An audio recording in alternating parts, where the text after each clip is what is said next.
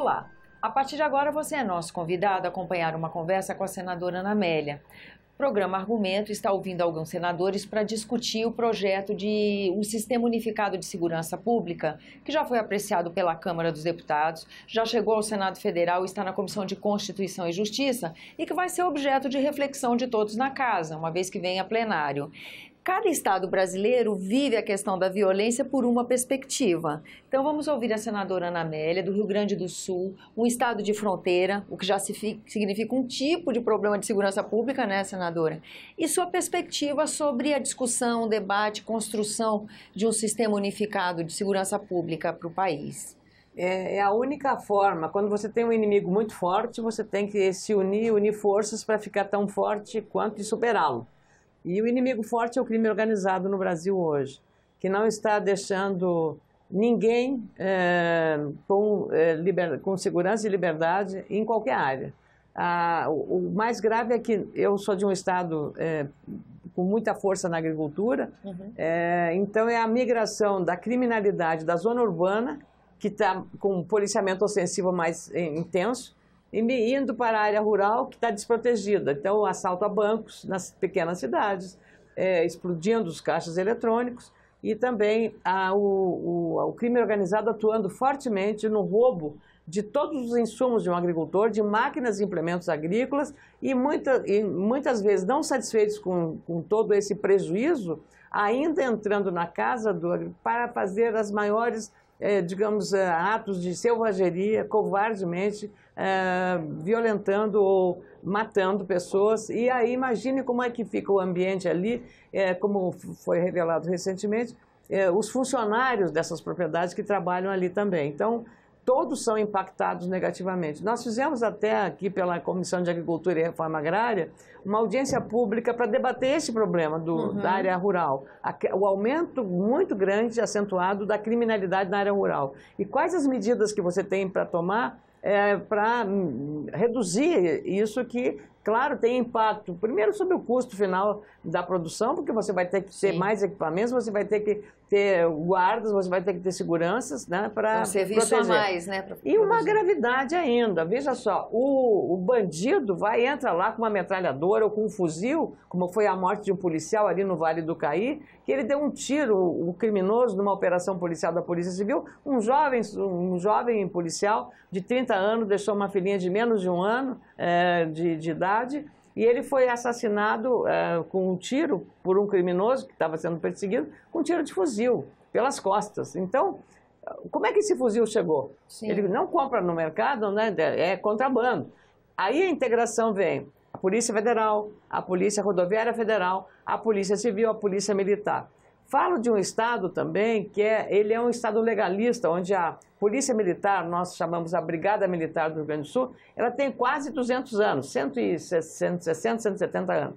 E é uma instituição respeitadíssima, ela tem 2 escolas, inclusive mais de uma escola chamada Escola Tiradentes, onde forma jovens, e é um reconhecimento de toda a comunidade. Bom, então, vale a pena lembrar, desculpa interromper a senhora, que o Rio Grande do Sul sempre foi conhecido pelas suas políticas públicas exitosas, sua gerência bem feita, sempre foi uma referência para o país inteiro, né? E isso, que agora atravessou uma crise, eu falei né? em legalismo para justificar uma outra questão que dá.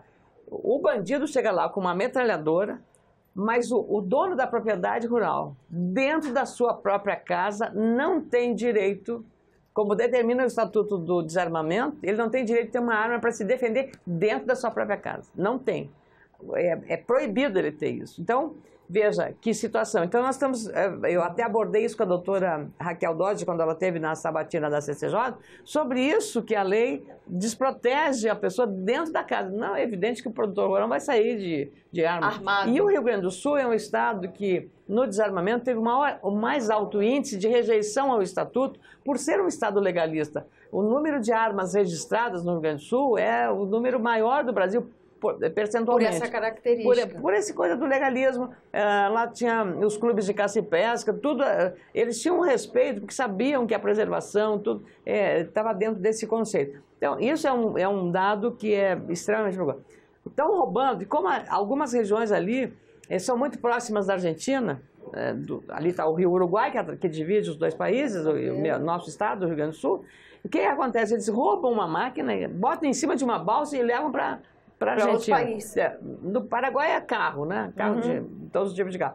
Lá agora estão levando máquina. Eles chegam a esse ponto de pegar e entrar dentro de uma propriedade, está armazenado no galpão, todos os insumos que ele comprou de manhã, às vezes à tarde, à noite, os caras levam tudo. Coisas assim, tipo, tudo que comprou ali, às vezes é valores, porque ele faz para toda a safra, que é o fertilizante, é o defensivo, vários insumos e os maquinários também, que são, não é só trator e colheitadeira, mas tem outros equipamentos que são usados. Simplesmente carregam tudo dentro de um caminhão e levam embora.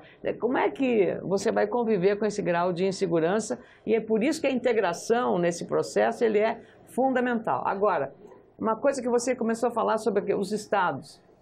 A Confederação Nacional da Agricultura tem um observatório sobre a violência na área rural. E é precioso o trabalho que eles fizeram, o mapeamento do Brasil inteiro. O que eles fizeram também? Eles ligaram para todas as secretarias de segurança para pedir dados relativos ao subsidiamento desse mapa que eles têm, porque o dado... Uma tentativa de articular informações. O dado é fundamental para você ter o senso da realidade. Não adianta eu calcular, tem mais ou menos... Não é mais ou menos. É tantos crimes, tantos casos, tantos roubos, e o prejuízo é calculado em tanto. O que aconteceu? A CNA só recebeu de 4 estados informações. De 4 estados. Um estado que é o maior, São Paulo, e de 3 estados onde o setor da produção agropecuária não tem significado. Alagoas, um estado, se não me engano, um estado do Centro-Oeste, que não é os 2 maiores produtores, e, se não me engano, Paraíba. Aqueles estados onde a força é maior, nenhum mandou. Nenhum estado mandou, ou seja... Esse é outro dado preocupante. Então, essa proposta que chega da Câmara, enfatizando a questão da integração e da circulação de informação nesse sistema, é o fundamental. Crucial. O que mais da audiência pública foi levantado, que a senhora acha que por essa discussão que será feita desse novo serviço, desse sistema unificado, vai poder ser solucionado? Lá no Rio Grande do Sul, a partir da criação na própria Assembleia de uma frente parlamentar em defesa da segurança na área rural, se juntaram a Polícia Civil, a Polícia Militar, o Ministério Público, foi muito importante, estavam lá presentes o representante da Brigada Militar, estava o da Polícia Civil e do Ministério Público. Foram depoimentos muito, muito importantes.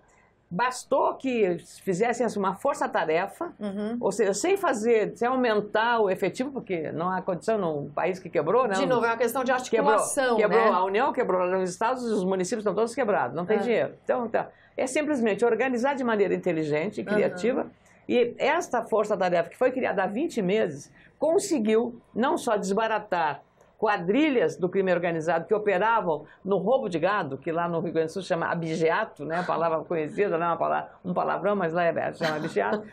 Conseguiu desmantelar quadrilhas e conseguiu reduzir em 30% o índice de criminalidade na área rural. Ou seja, apenas uma forma de organização com inteligência, com informação, e trocando exatamente, cada um fazendo o seu dever de casa, da integração da informação. Para maximizar, com o recurso escasso, para maximizar as ações. Você pode melhorar isso através da inteligência. Câmeras, informação, troca de informação.